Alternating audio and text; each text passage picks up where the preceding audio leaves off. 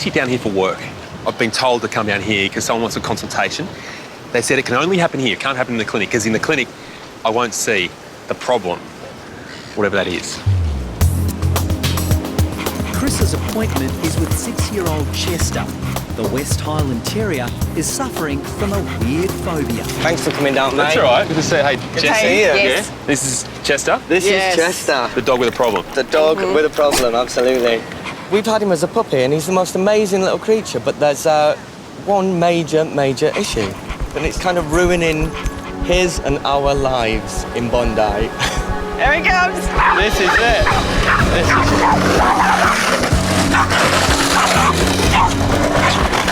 Wow. There lies his issue. That's it. Issue. Yeah.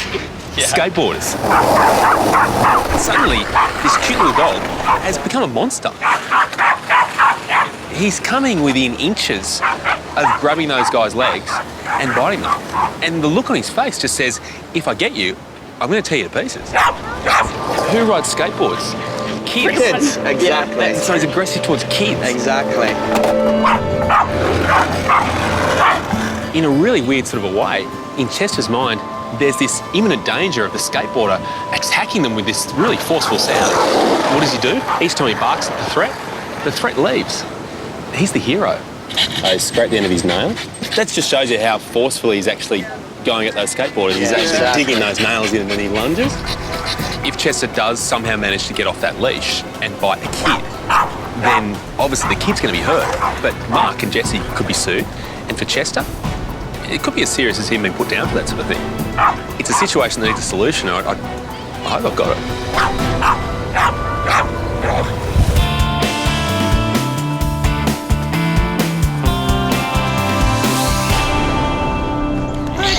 Come on.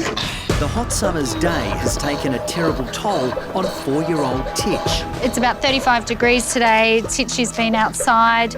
She's really overweight. She's really hot. She's got heat stroke. Her airways are closing over. She's going blue, which means she's not getting enough oxygen around her body. We're trying to give her some oxygen with a mask, but it's making her panic even more. Okay. No, darling. Once we've got an IV catheter in, we can give her some sedation. She's got a tube in to help her breathe and help her actually get air in there. We'll get some wet towels as well, please. A dog's normal body temperature should be no higher than 39. Hers is 41.8, so her brain is cooking. At reception, owner Janice and her daughter Lena are desperate for news about their cherished pet. You can't find Mum without Titch. If Mum goes up, even just to go letterbox, Titch is there carrying her dog bone. I mean, she follows me everywhere. Yeah. And it's strange just, for her to be here. It's very stressful. I just hope that she pulls through tonight. Let's put on 100 mils an hour. Her body temperature is so high that it can cause all her organs to shut down. The top priority now is getting her temperature down, but if we drop it too suddenly, then that can cause her to crash as well. At Bondi, Chester's savage hatred of skateboards is continuing to make life hell for Mark and Jessie. There are times that we've had to kind of leave the place because it's disturbing everyone else in the restaurant. Come here. Calm down, buddy. But they'll have to wait a little longer for a solution. Right now, Chris is off to the Australian Reptile Park to help out Operations Manager Tim Faulkner. Tim always selects his words very carefully when he asks me to come up here. He never really tells me what it's all about. I can usually tell a lot when I first see him. The sticks. I know what the sticks mean. It's gators, isn't it? It's gators. We got some good ones for you today. What we are doing is sampling a range of species at the park, and it's basically because we occasionally get bitten, scratched and injured by some of these animals, and sometimes we end up with a really nasty infection and hospitalised when we're already receiving antibiotics. We're under treatment. Experienced keeper Obi has been forced to hospital several times after serious bites. So that's what happens to you guys if the antibiotics don't work. You have to actually sliced open. Yeah, the infection gets in the tendon line, and if it gets in too deep, possibility of amputation of fingers and all the rest of it, so it's a bit scary.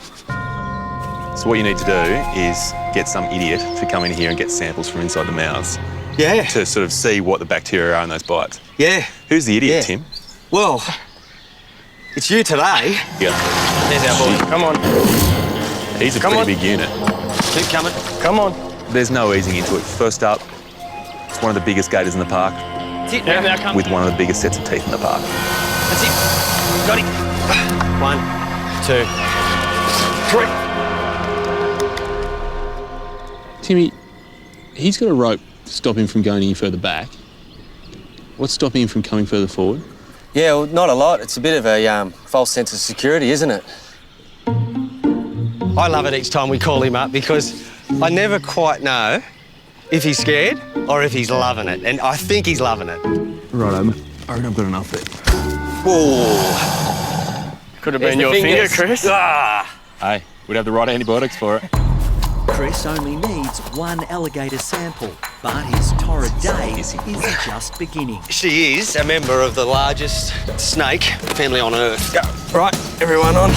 He now has to get a Put a hand swab on second from there, Chris, Monster, that coil. a 100-kilogram reticulated python. The challenge here is that a lot of her teeth are sitting quite a way at the back, and she's got a head that can lunge forward as well. So, got to get in there, but just be mindful of the fact that Monster here will lunge forward. Good morning, visitors, and welcome to the Australian Reptile Park. Starting in 5 minutes' time. a heart attack? In the end, it wasn't Monster that scared me the most. It was the monstrous PA announcement that nearly killed me. This is... Oh, jeez. Well, that's what's going to go into us. There's no way I'm getting cocky yet. Sure, we're 2 from 2, but I just know Tim's still got some more surprises for us.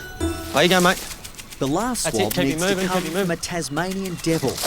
Ah, well done. Hey. But this fella's not keen on being part of the swab that medical as well, eh? research. Not happy. Not happy at all. Yep, you got it? Then we got it, didn't we? Yeah, all right. Talk to him, little fella. Okay, you going to let him go? Yep. I don't think that's hygienic, the stuff that's smeared over you. Nah, I don't think so, neither's. Nah. I do hope that those samples will make a difference and ensure those keepers are kept free of infections and really have their limbs intact for many years to come. For me, though, I'm just grateful to be leaving with these. That's good work. Yeah, no, that's all right. It's fine, Alex.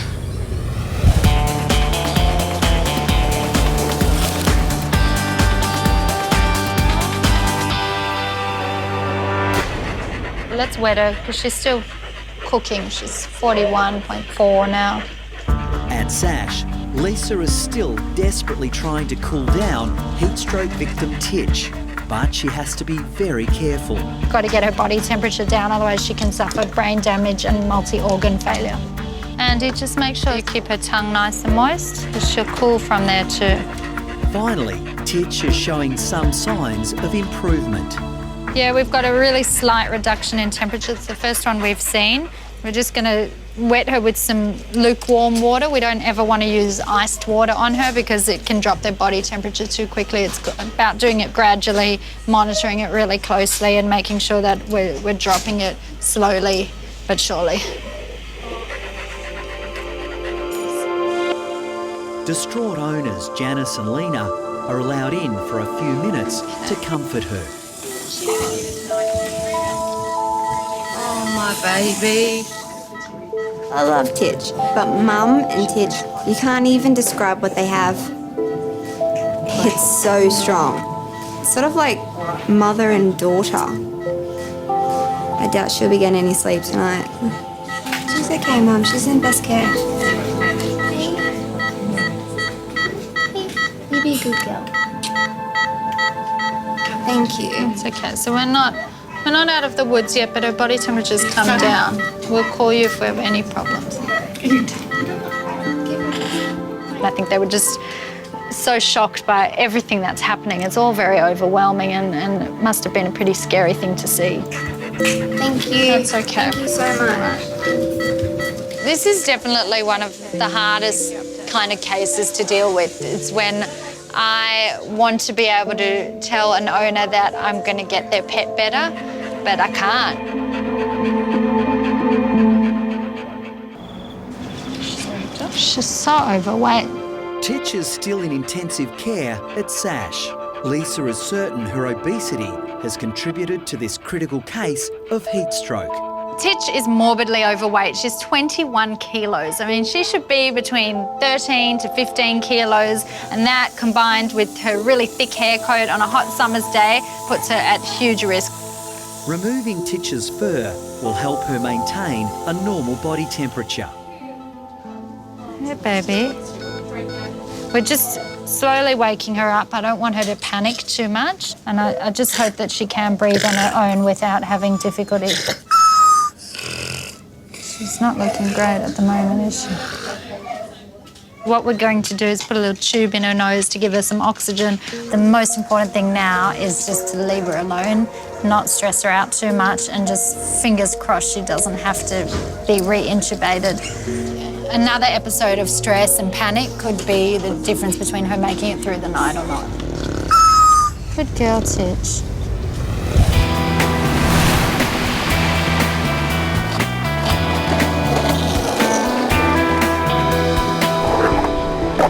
All I want is really good audio, really clear audio of those wheels going across that concrete.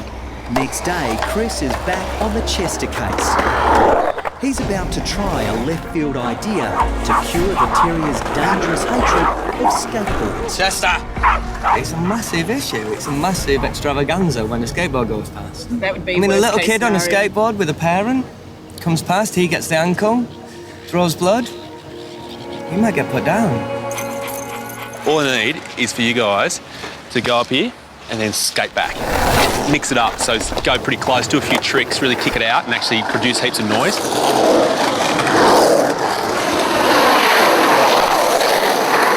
I've got everything I need. I just hope once I put it all together, it's going to work.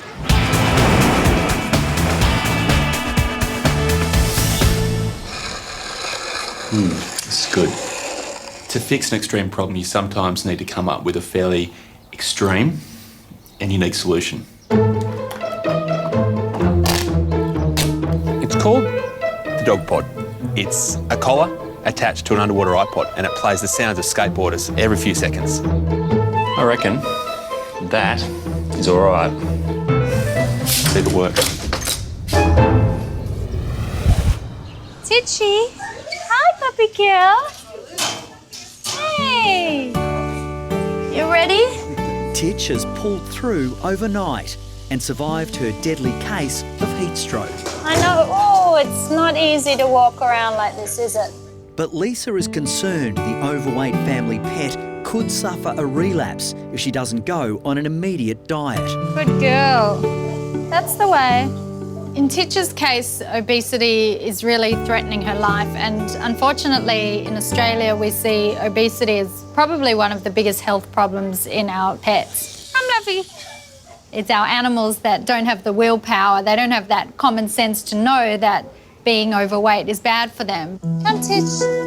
Often it gets to the point where you see your animal every day, you don't actually realise how overweight they are. She's looking pretty sheepish. She's seen the numbers on the scale, she's got the motivation now. I'm expecting to see a big improvement. This is where the skateboarders come rushing past and it's a big threat. Yeah. To counter that, I've got something that might surprise you. Back at Bondi, Chris is ready to unleash his secret weapon. He's hoping it will cure Chester's fanatical hatred of skateboards. Chester now has his own iPod. That's hilarious. So it sits just outside Chester's ears. He hears the sound of skateboards every few seconds. And no matter how much he whimpers, barks, gets upset, they just keep on coming back. So I'll press play and once it's going, we'll just walk straight away. Yep. It's brilliant. If it works, it's absolutely brilliant. You can hear it, but doesn't know where it is. Yeah. You can see he's panting, he's pacing, he's really anxious. This is exactly what I want. Whilst it's not the most pleasant thing for Chester initially, what it's doing is saying to him, no matter what you do, the sound's always going to be there. You just have to learn to live with it. And he will. Mark and Jessie think the tricks have ended with the dog pod. Oh no. So whenever you're walking Chester, I want you guys Oh, hello. to walk this as well. Okay. I'm going to look slightly silly. What I've been working hard to achieve up until now is desensitising Chester to the sound of skateboards. Now, we're going to work on the sight of them. This is one hell of a way to get him over his phobia. It's already not such a big deal. He's not even looking at it. He's not even recognising it at the moment. With the vast majority of behavioural situations, there's no quick fix. The only way you get results is with a lot of hard work. From here on in, it's up to Mark and Jessie to see if they can really turn him around. I did feel slightly silly with it, but I'm going to do it, Chris. If it works, it works. That's all that matters, isn't it? Hello, Lisa. Come on. After surviving a life-threatening case of heat stroke, Titch is back with her relieved owners, Janice and Lena. I'm so happy to see she's all right. You're going to go home. You're going to go home. So we've done the weigh-in today. Yeah. 22.2. Yeah. So we need to get her down to about 13. Yeah. So she's got about 9 kilos to go. That's like half her body weight. I've got a big job, haven't I? You know, I've got to keep her on a diet. She's got to lose some weight. Of course, I spoil her in other ways, you know, TLC and all that. Lisa, this is for you and your staff. Thank you so much. That is so lovely. I don't want anyone else, you know, for their dogs to go through that because it is upsetting. So, lessons learnt. All right. Off you go. Thank you. Bye, Lisa. Bye. Bye.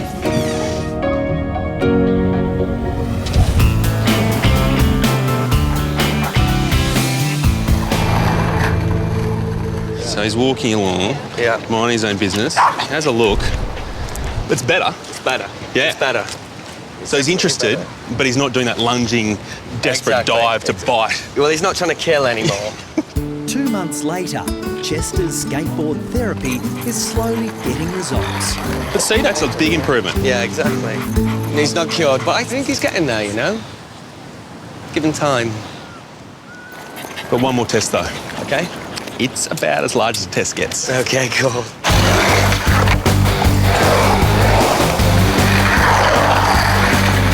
Nothing going on?